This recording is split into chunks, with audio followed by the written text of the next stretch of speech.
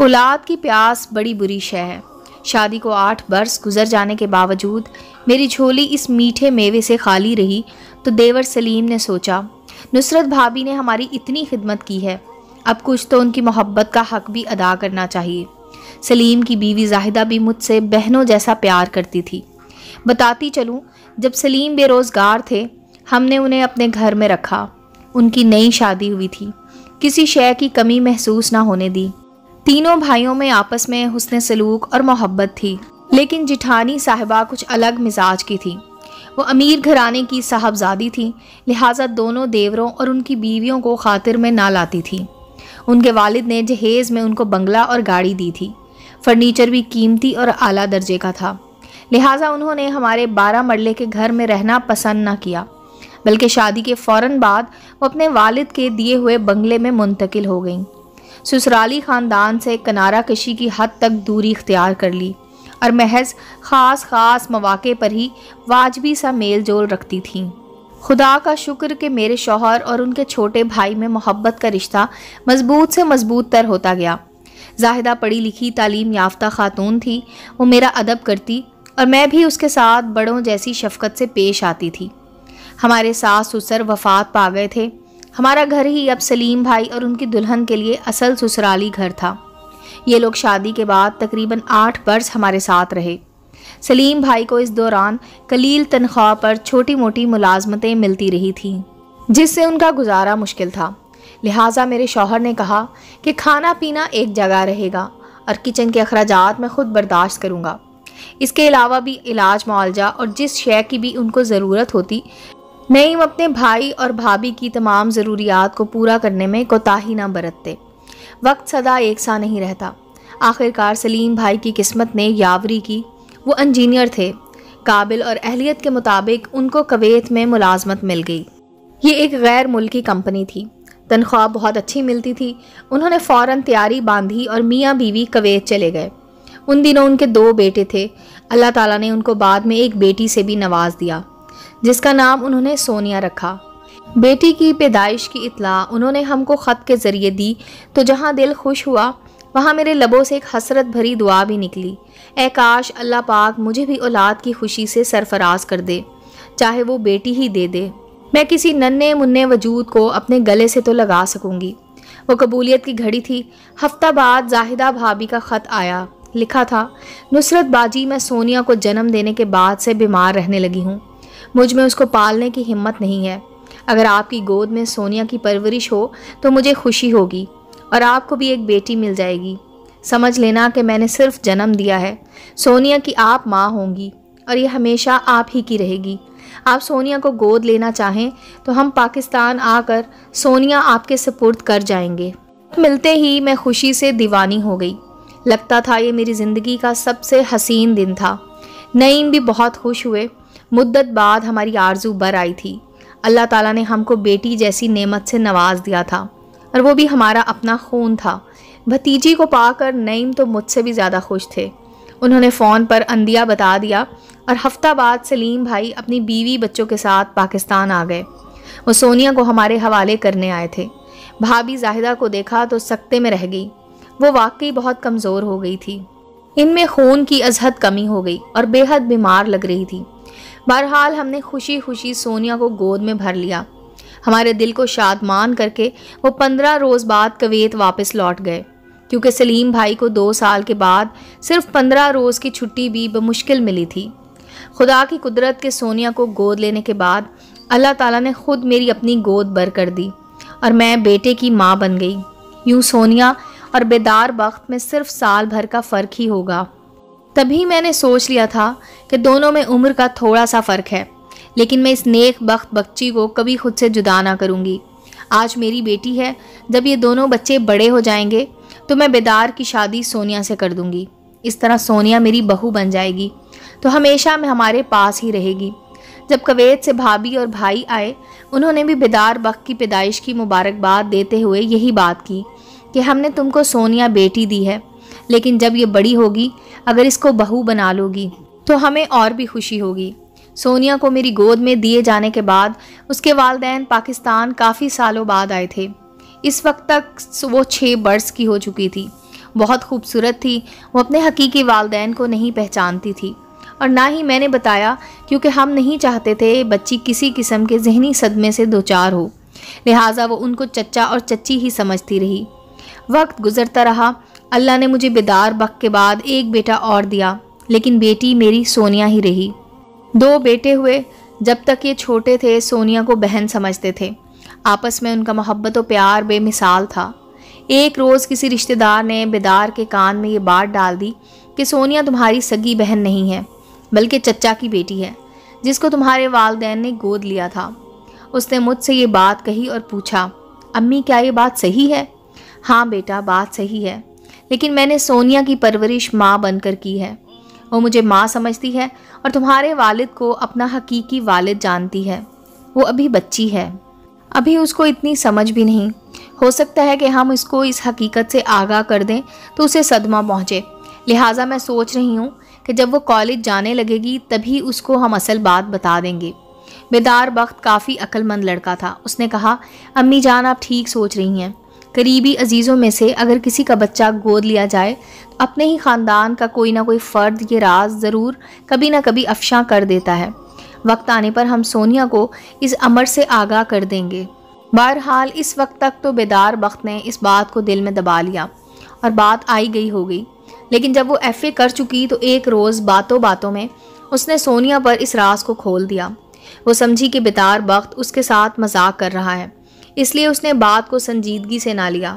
انہی دنوں جبکہ اس نے کالج کی تعلیم مکمل کر لی تھی، بھائی اور بھابھی پاکستان آئے۔ والدین کا دل عجیب ہوتا ہے، حالانکہ ان کے 3 بچے ہمراہ تھے، پھر بھی جب انہوں نے اپنی خوبصورت جواں سال بیٹی سونیا کو دیکھا تو ان کا دل محبت کے احساس سے لبریز ہو گیا۔ واپسی پر کہا کہ کچھ دن کے لیے سونیا کو اپنے ساتھ کویت لے جانا چاہتے ہیں۔ میرا دل بیٹی کی جدائی کے خیال سے پریشان ہو گیا، تاہم خوش تھی کہ ان کا بھی اس پر حق ہے۔ میں اور نعیم خاموش تھے، مگر سونیا نے جب ہمارے اداس چہرے کو دیکھا تو اس نے کویت جانے سے صاف انکار کر دیا۔ بولی، میں تو اپنی امی ابو کو چھوڑ کر کہیں نہیں جاؤں گی۔ اس وقت میرے جیٹھ اور جیٹھانی بھی ہمارے گھر آئے ہوئے تھے۔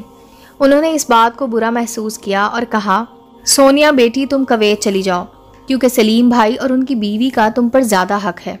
بچی بھلا ان کی یہ زو مانی باتیں کہاں سمجھتی تھی، کہنے لگی، چچا چچی سے مل لی، بس اب ضروری نہیں کہ کویت جاؤں، مجھے کویت جانے کا کوئی شوق نہیں ہے۔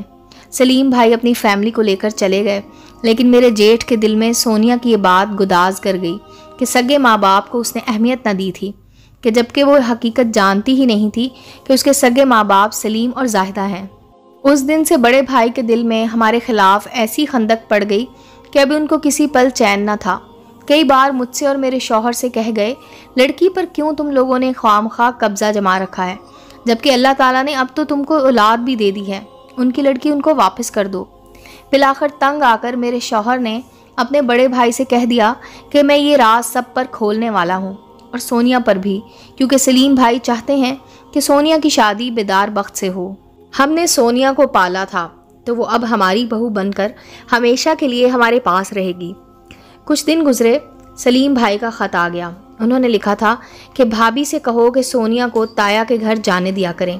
آپ لوگوں نے تو اس پر ایسی پابندیاں لگا رکھی ہیں کہ وہ بیچاری کہیں آ جا بھی نہیں سکتی، رشتہ داروں سے نہیں مل سکتی، یہ ٹھیک نہیں ہے، اس کو قریبی رشتہ داروں سے بھی ملنے دیا کریں۔ ابھی ہم خط کا مفہوم سمجھ نہ پائے تھے کہ ایک روز بعد اس کے تایا جان پھر آ گئے، کہنے لگے کہ سونیا جیسے تمہاری بھتیجی ہے ویسے ہی میری بھی ہے، تم میاں بیوی آخر کیوں اس کو میرے گھر رہنے نہیں دیتے؟ آج میں بچی کو لینے آیا ہوں، ابھی 1 ہفتہ میرے گھر رہے گی۔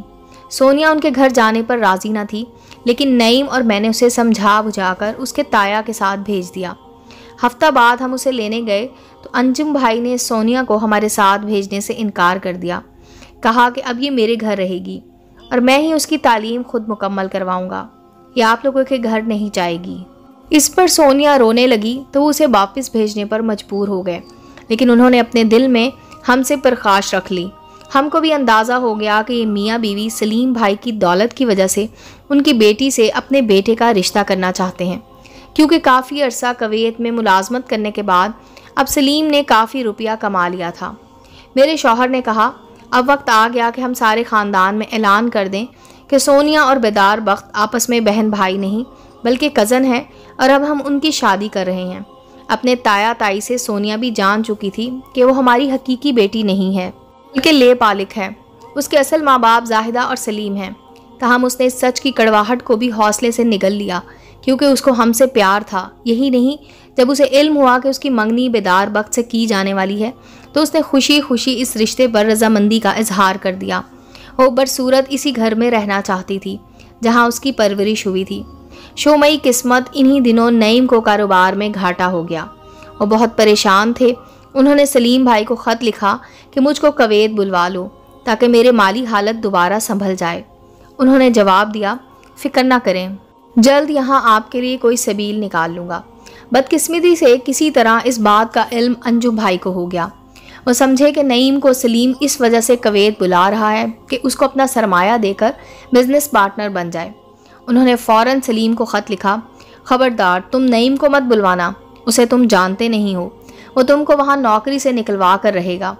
अगर तुमने मेरी बात ना मानी तो उम्र भर के लिए तुमसे नाता तोड़ लूँगा। बेचारा छोटा भाई बड़े भाई के एहतराम की वजह से खामोश हो रहा। उसने नईम को लिखा कि फ़िलहाल आपको कुवैत बुलवाना मुमकिन नहीं है, कुछ रकम भिजवा देता हूँ ताकि आप अपने कारोबार को सहारा दे सकें, लेकिन इस अमर का जिक्र हरगिज़ बड़े भाई से ना करना। हालात को भांपते हुए नईम ने बरादरी के कुछ बुज़ुर्गों को जमा किया और कहा कि चूँकि सोनिया को हमने सलीम भाई से गोद लिया था, लिहाजा मैं सलीम और जाहिदा की रज़ा व मर्ज़ी से इसकी मंगनी अपने बेटे बेदार वक्त से करने का इरादा रखता हूँ। चाहता हूँ कि अपने लोग कोई मुनासिब दिन मुकर्रर कर दें तो हम इसी रोज़ मंगनी कर दें। बड़े भाई अंजुम को इस वजह से शामिल नहीं किया है क्योंकि वो इस रिश्ते के होने में रुकावट डालेंगे। बुजुर्गों ने कहा, भला हमें इस नेक काम में क्या एतराज़ हो सकता है, आप खुद अपने बच्चों के रिश्ते नाते करें, हमको मदऊ करेंगे, हमारी शमूलियत लाजमी होगी। नईम का मकसद यही था कि वक्त पर हम अपने बच्चों का रिश्ता करें ताकि बाद में अंजुम भाई कोई फसाद न खड़ा कर दें। अंजुम भाई को बहरहाल इस अमर की इत्ला हो ही गई, मगर वो इस वक्त खामोश रहे। उन्हीं दिनों नईम के माली हालात दिगरगूं होने की वजह से गाड़ी फरोख्त कर दी तो सोनिया को कॉलेज जाने में दिक्कत महसूस होने लगी। तभी वो बस पर जाने लगी। कुछ दिन बाद मैंने बेदार से कहा कि सोनिया का कॉलेज तो रास्ते में पड़ता है, तुम अपने कॉलेज जाते हुए सोनिया को भी लेते जाया करो और उसके कॉलेज ड्रॉप कर दिया करो, वापसी पर लेते आया करो जब तक कि तुम्हारे वालिद कोई दूसरी मुनासिब गाड़ी नहीं ले लेते। बेदार मोटर बाइक पर कॉलेज जाता था, लिहाजा वो अब सोनिया को भी सुबह अपने साथ बिठा लेता और जब रास्ते में गर्ल्स कॉलेज आता उसको गेट पर उतार कर खुद आगे चला जाता। एक रोज़ कॉलेज से वापसी पर जब ये दोनों मोटर बाइक पर घर आ रहे थे, अंजुम भाई के बड़े लड़के सरफराज ने उनको इकट्ठे जाते देख लिया। उसने घर जाकर अपने वालिद को बताया, मेरे जेठ शाम को गुस्से से भरे हमारे घर आए। सोनिया अपने कमरे में बैठी पढ़ रही थी। उसको बाजू से पकड़कर उठाया और बोले, चलो अभी तुम मेरे साथ मेरे घर, तुमको किसी सूरत अब इन बेगैरतों के घर रहने ना दूंगा। बेदार जो तुमको मोटरसाइकिल पर उड़ाए फिरता है, ये आखिर तुम्हारा क्या लगता है? या तो तुम्हारा भाई हो, अगर भाई नहीं है तो फिर उसके साथ उस मोटरसाइकिल पर सैर सपाटे करना क्या तुमको ज़ेब देता है? सोनिया घबरा कर रोने लगी। उसने कहा, ताया अब्बू वो मुझे कॉलेज इसलिए छोड़ने जाते हैं क्योंकि अब्बू ने गाड़ी बेच दी है। गाड़ी बेच दी है तो इसका ये मतलब नहीं कि तुम चचा ज़ाद के साथ घूमती फिरो मोटर बाइक पर। और मेरा चचा ज़ाद ही नहीं, मंगेतर भी है ताया अब्बू। बिलाखिर सोनिया ने हिम्मत से काम लिया। आप छोड़िए मेरा बाजू, मैं नहीं जाऊंगी आपके साथ, आपके घर में यहीं रहूंगी। इसका इतना कहना था कि अंजुम भाई ने उसके मुंह पर एक ज़ोर का थप्पड़ जड़ दिया और उसको ज़बरदस्ती साथ ले जाने लगे। इस पर सोनिया ने चीखना चिल्लाना शुरू कर दिया। मैं किचन से घबरा कर निकली और जेठ से कहा, क्या हो गया है भाईजान आपको, और ये आप क्या कर रहे हैं? क्या बेटियों के साथ ऐसा सलूक करते हैं? सलीम भाई और जाहिदा ने सोनिया को मेरी गोद में दिया था। मैंने माँ बनकर उसको पाला पोसा।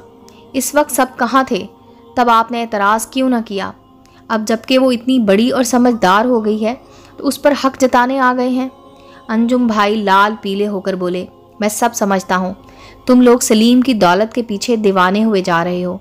इस बेचारी नासमझ बच्ची को भी बेवकूफ़ बना रहे हो और इसके माँ बाप को भी। मैं इसके साथ ये जुल्म ना होने दूंगा। इसी वक्त नईम भी आ गए। कहने लगे, भाईजान आप ज़्यादती कर रहे हैं। बच्ची के अपने साथ ले जाने का कोई मुहज़्ज़बाना तरीका नहीं है।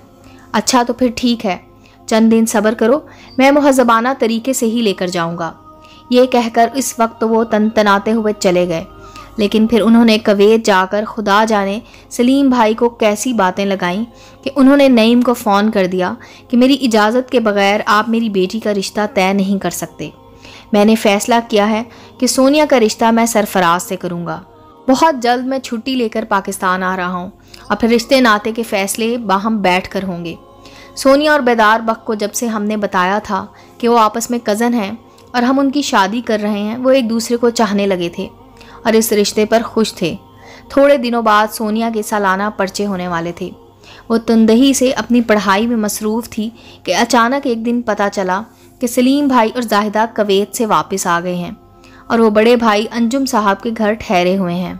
नईम ने फ़ोन किया तो सलीम ने कहा कि मेरी बेटी को आप लोग मुझसे मिलाने यहाँ बड़े भाई के घर आ जाइए। नईम ने फ़ौरन सोनिया को और मुझे कहा कि आप लोग तैयार हो जाइए, बड़े भाई के घर चलना है, ज़रूरी मामला है। हमने उनके हुक्म की तामील की। वहाँ पहुँचे तो सलीम भाई और जाहिदा भाभी बहुत वाजबी से अंदाज में हमसे मिले और कहा कि सोनिया को कुछ दिन यहाँ हमारे पास छोड़ जाइए। जब हम आपके घर आएंगे तो इसको साथ ले आएंगे।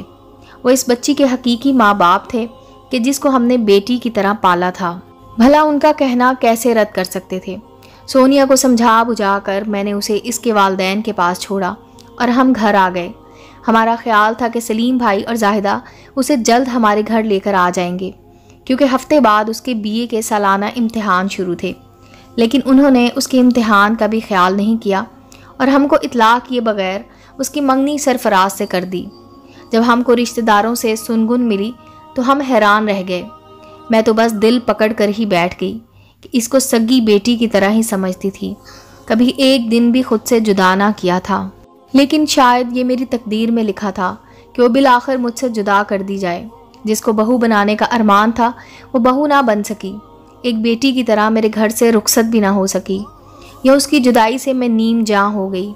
नईम भी कुछ कम उदास न थे, मगर मुझे तसल्ली देते कि हमारी अपनी बेटी होती तो भी हम उसको इसी तरह रुखसत करना पड़ता। अब अगर वो अपने सगे वालिदैन के हाथों से रुखसत हुई है तो भी कुछ बुरा नहीं हुआ। दुआ करो हमारी बेटी खुश रहे। बेदार बख्त को तो इस हद तक धचका लगा कि काफ़ी दिनों बीमार रहा था। मैं आज भी दुआ करती हूँ कि सोनिया जहाँ रहे खुश रहे, लेकिन सुना यही है कि मेरी बेटी सरफराज के साथ खुश नहीं है। हमारे जेठ साहब और उनकी बीवी ने ज़बरदस्ती उसको अपनी बहू तो बना लिया, मगर माँ बाप जैसा प्यार ना दे सके। सरफराज की आदतें भी अच्छी ना थीं। सोनिया ने मेरी गोद में परवरिश पाई थी, मैंने उसकी बहुत तवज्जो से तरबियत की थी। उसने वो रिश्ता भी निभा दिया जो उसकी खुशी और मर्ज़ी से नहीं बांधा गया था। बेटियां तो सभी ब्याही जाती हैं और मैके से जुदाई उनके मुकद्दर में लिख दी जाती है, लेकिन ऐसा तो कम ही होता है कि शादी के बाद उनको मैके आना फिर नसीब ही ना हो। सोनिया को यही दुख सबसे बड़ा मिला कि उसकी शादी के बाद ना वो हमारे घर आई और ना सरफराज ने उसको हमसे मिलने दिया।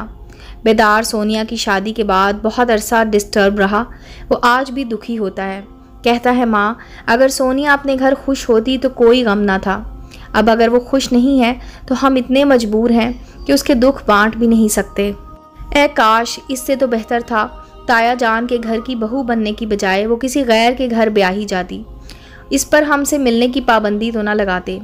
कहते हैं अपने फिर अपने होते हैं, लेकिन हमारे लिए कहावत उल्टी हो गई कि अपने से तो गैर भले। गैर फिर भी कभी रियायत कर जाते हैं, मगर हमारे जेठ साहब और जिठानी ने तो वो कर दिखाया कि जिसकी उम्मीद दुश्मनों से भी नहीं होती। उम्मीद है दोस्तों स्टोरी अच्छी लगी होगी। चैनल को लाइक और सब्सक्राइब करें और बेल आइकॉन का बटन दबाना मत भूलें ताकि हर नए आने वाली स्टोरी का नोटिफिकेशन आपको मिल सके। मिलते हैं अगली स्टोरी के साथ।